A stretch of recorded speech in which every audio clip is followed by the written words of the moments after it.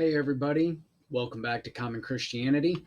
Tonight, I'm going to jump straight into a couple scriptures. First John chapter 2, verses 1 and 2. My little children, I'm writing these things to you so that you may not sin. But if anyone does sin, we have an advocate with the Father, Jesus Christ the righteous. He is the propitiation for our sins, and not for ours only, but also for the sins of the whole world. Now, these verses are really hard for me to break down in a short little video. I found myself wanting to go into all of chapter 1, explain to you all of that so that this makes sense. But since I already promised I wouldn't do 30-minute sermons, I scrapped it all. If you want to know about chapter 1, go read it. Okay? If you have questions, ask somebody.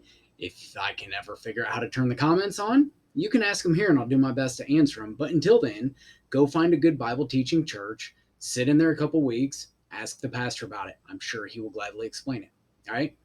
But basically, there's some great encouraging reminders that should make us not want to sin. And that's why John says, I'm writing that you may not sin. Okay. And some Christians are going to tell you that's our goal or that's what we should be, that we don't sin anymore. I think that's like, oh, how sweet. That's cute. That's a good goal. But that's kind of like saying, I'm a husband and I want to be a good husband. So I'm not going to do anything stupid to offend my wife anymore. Okay. I am always trying to be a better husband and I'm always trying to be a better Christian, but I haven't perfected either of those yet. Right. And John gets that.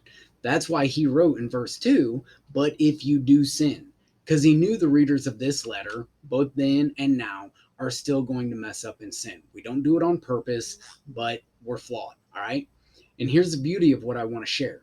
If you do sin, we have an advocate with the Father, Jesus Christ, the righteous one. Now, the word advocate means person who publicly supports or recommends a particular cause or policy.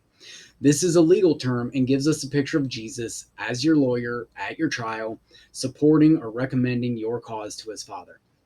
And this is accurate. Jesus does defend your cause, okay?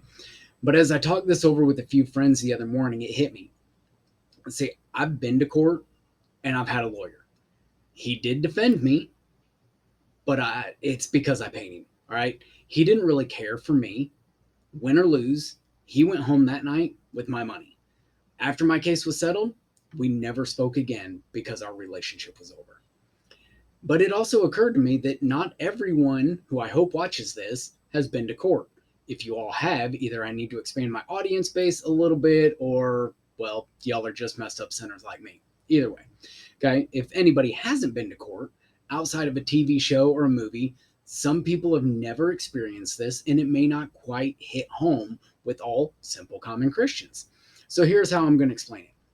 When you were a kid, you broke rules, right? Somewhere at some time, somebody's dad laid out some rules, and you and your best friend, maybe your sibling right beside you, you broke those rules, okay? Maybe it was on purpose, maybe it was on accident, maybe you thought the rules were great, maybe you thought the rules were stupid, but either way, you broke them, okay?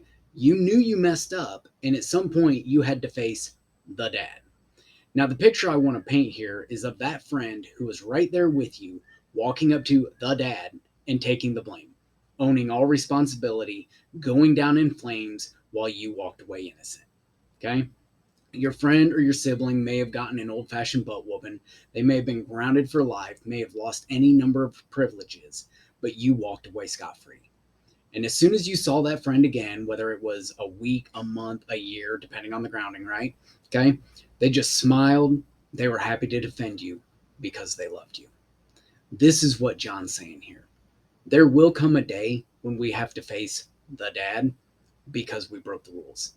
Whether we broke them on accident, we broke them on purpose, we agree with them, we think we're stupid.